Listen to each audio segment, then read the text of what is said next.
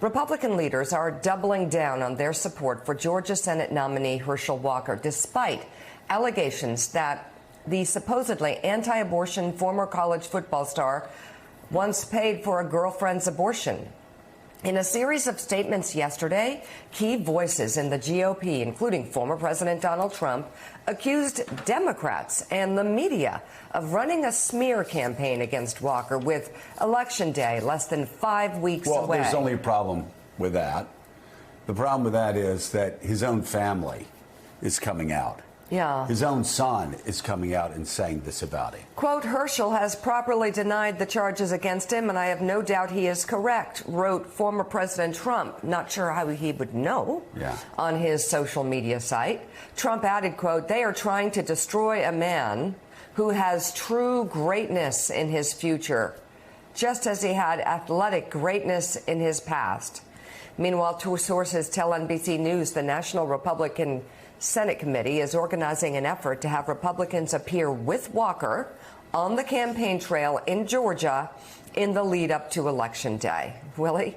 And those details again on Monday, the Daily Beast reported in 2009, Walker gave his then girlfriend nearly $600 so she could have an abortion. The woman, who requested anonymity, citing privacy concerns, provided the Daily Beast with a receipt from the abortion clinic and a get well soon card she says was sent by Walker.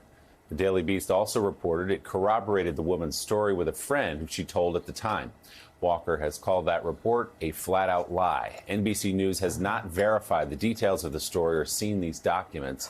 Throughout his campaign, Walker has claimed to be against abortion, even in cases of rape, incest, and when the life of the mother is at risk, Joe. So it has been extraordinary to watch every Republican group, the National Party, the anti-abortion groups rally to the side of Herschel Walker just reflexively, despite the details of the story and despite this woman who Herschel Walker said yesterday he doesn't know, providing receipts and a check from Herschel Walker.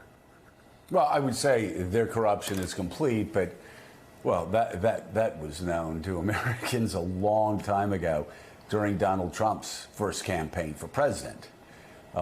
This is, though, it is a good sort of update, a good check on where the Republican Party stands, that they fall in line, every single one of them fall in line on one day when their leader actually attacks the Senate minority leader and puts a death wish on him and then makes racist statements about his wife. No Republican comes out and condemns him by name.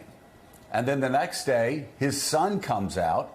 The son of Herschel Walker comes out after this report on this abortion that the son says Herschel Walker's lying about. And the son confirms what we've all read, that he's abused his wives. He's lied about the abuse. He had four children. 4 women, never raised any of them. 4 children out of wedlock, I think the son said. Never raised one of them. Lied about most of them. He lied about his education. Said he graduated from Georgia. He never did. He lied about working for law enforcement. He never did. He lied about working with the FBI. He never did. And from a distance, he seems to be, and I'm being very polite here, he seems to be a deeply disturbed man, incapable, as some of his friends from his hometown said, incapable of running a small Georgia town, let alone being a United States senator. Now, this is evident. This is evident to everyone in the Republican Party. They know that.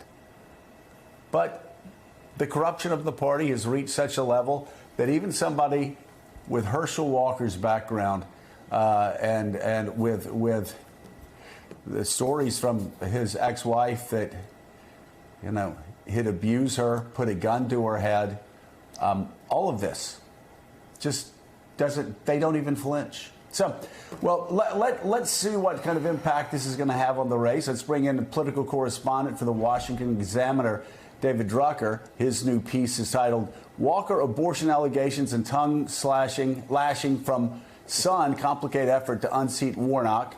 Also with us, we've got the host of Way Too Early, White House bureau chief at Politico, Jonathan Lemire. I've got to say, David, I think I'm minus with the football. I actually did expect one or two Republican senators to come out and condemn this behavior.